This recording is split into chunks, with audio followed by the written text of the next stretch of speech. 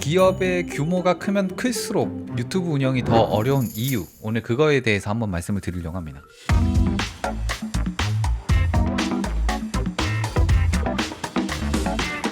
우리가 채널을 운영하는 목적과 채널에 광고성 컨텐츠를 그냥 올려두는 건 좀 다른 개념으로 분리를 해서 접근을 할게요. 오늘은 운영에 대해서 이야기를 하려고 합니다. 우리가 생각해보면 기업이 규모가 크면 그만큼 쓸 수 있는 비용이 많으니까 운영하는 게 더 쉬운 거 아니야? 라고 생각을 하실 텐데 사실은 그렇지 않습니다. 일단 기업이 크면 클수록 유튜브 채널 운영에 들어가는 비용이 그만큼 커지게 되고, 회사 입장에서는 비용을 썼으니 그에 대한 효과를 측정하는 건 어떻게 보면 당연하잖아요. 그래서 KPI라는 것을 설정을 하게 되는데, 그래, 우리가 비용을 얼마나 쓸게, 이번 달 말까지 구독자 몇 명, 조회수 몇 명까지 채울지 보고서 써와 라고 했을 때, 유튜브 채널 운영은 광고를 집행하는 것과는 정말 다른 개념이거든요. 광고 집행은 우리가 소재를 만들어서 비용 투입시켜가지고 전환이 얼마나 되는지를 즉각적으로 수집을 할 수가 있어요. 근데 채널 운영이라는 것은 알고리즘의 영향력이 굉장히 강합니다. 어떤 사람들이 들어와서 이 채널의 컨텐츠를 즐기더라, 이 사람의 특성이 뭐가 있지? 분석을 하게 되고, 이 사람도 이걸 좋아하네? 추천을 띄워주게 되고, 이 사람이 들어와서 똑같이 오래 남아있어요? 그럼 또 비슷한 관심사를 가진 사람들에게 추천을 해주겠죠? 이런 식으로 자연스럽게 유튜브가 분석을 하게끔 해서 노출을 시켜줘야 성장을 할 수가 있게 되는 것이죠. 근데 우리가 대기업일수록 KPI에 집중을 하다 보니 생길 수 있는 문제점은 임의로 이 데이터를 채워넣게 됩니다. 조회수를 늘리기 위해서 우리 컨텐츠가 보고 싶어서 들어온 사람들이 아니라 노출을 시켜버리고 댓글이 또 쌓여야 되잖아요. 댓글 이벤트를 진행을 해서 댓글이 쌓이도록 만들고, 구독자를 채워야 되니까 비용을 집행을 해서 구독자 광고를 집행을 시킵니다. 구독자가 몇 명 이렇게 늘어나요. 그리고 또 비슷한 맥락인데, 기업이 어쨌든 지출을 했으니 우리 회사에 대한 이야기가 있어야 되지 않겠어 라고 이야기를 하게 되고, 결국에는 이제 자사 브랜드 홍보에 치중이 될 수밖에 없죠. 이렇게 됐을 때의 알고리즘이 뒤죽박죽됩니다.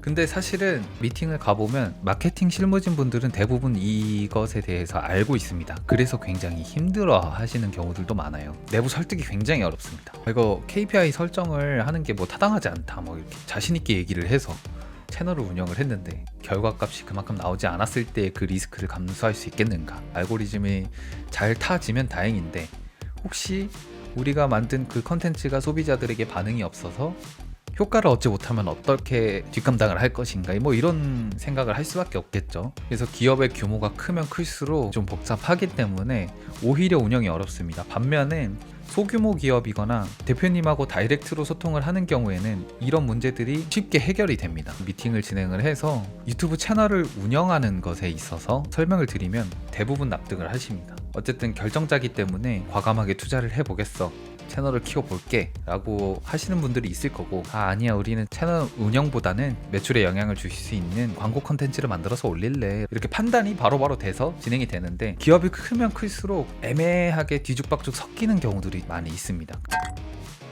제가 아직도 기억나는 게 2019년도 20년도 때 이름 대면 알 수 있는 그런 기업들도 만나서 똑같이 얘기하고 똑같이 설명을 해드렸습니다. 유튜브 채널을 운영을 하고 싶다라고 하셨었고, 그분들이 생각해둔 컨텐츠를 봤을 때는 자사 브랜드 홍보에 너무 치중이 돼 있는 거예요. 근데 채널을 운영하고자 하는 목적은 분명했습니다. 그래서 채널을 운영하기 위해서는 우리 고객들이 좋아할 만한 양질의 정보를 담아내야 된다라고 설명을 드렸지만, 내부 설득에 실패를 해서 결국에는 이제 저희랑 업무를 보지 못하고 그냥 일반적인 홍보에 치중된 컨텐츠 만드는 그런 대행사 쪽으로 진행을 했었어요. 그 다음에 중소기업 제조업체에 계신 분하고 만나서 똑같이 설명을 드렸을 때 바로 납득을 하시고 저희 쪽이랑 이야기를 해서 채널 운영을 해보겠다라고 판단을 해주시고, 3개월에서 6개월 동안 결과가 제대로 나오지 않았음에도 불구하고 계속 밀고 맡겨주셨어요. 그 결과 제가 지금 정말 오랜만에 유튜브 채널 들어가 봤거든요. 그 기업 같은 경우는 구독자는 뭐 많이 있어요. 20만 가까이 있는데 2개월 전에 올린 건 800회, 오늘 올린 건 200회, 댓글이 3개. 아직도 광고가 섞여 있습니다. 그러니까 어쩔 수가 없어요. 자사 브랜드를 홍보를 해야 한다는 그런 니즈도 분명히 존재하기 때문에 광고는 해야겠고, 근데 또 소비자들이 좋아하는 컨텐츠들은 따로 있고, 정말 고민을 많이 하셨던 게 티가 나요.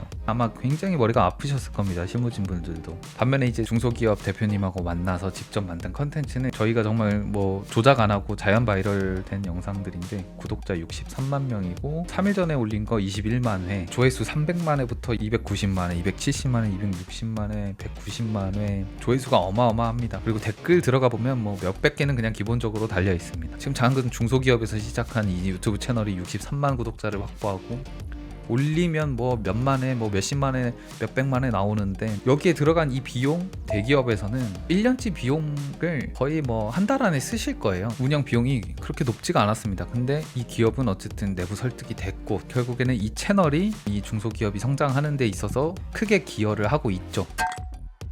물론 대기업이니까 매출에 있어서 큰 어떤 뭐 문제는 없겠죠. 근데 지금처럼 비용을 투입을 시켜가지고 다양한 컨텐츠를 만들면서 조회수가 뭐 1000회, 2000회 이 정도밖에 안 나오는 수준이면 사실 비용 버리는 거랑 똑같죠. 대기업이라고 해서 비용을 막 써서 버려도 된다 이건 아니잖아요. 똑같이 소중한 비용 나가고 있는 건데 이렇게 좀 버려지는 건 저는 너무 안타깝다라고 생각이 들고, 브랜드 유튜브가 정말 성장할 가능성이 크고 많은 사람들에게 사랑받을 수 있고 공익적으로 영향을 미치는 경우도 많습니다. 시청자들에게 양질의 정보를 제공함으로써 정보 격차를 없애고 기업이 할 수 있는 그런 공익적인 역할, 사회공헌적인 역할도 굉장히 크다고 생각을 하거든요. 브랜드 영상을 지금까지 계속 제작을 해온 사람으로서 브랜드는 유튜브 채널을 운영을 할 수가 없어 라고 포기하게 될까봐 아쉬운 마음이 큽니다.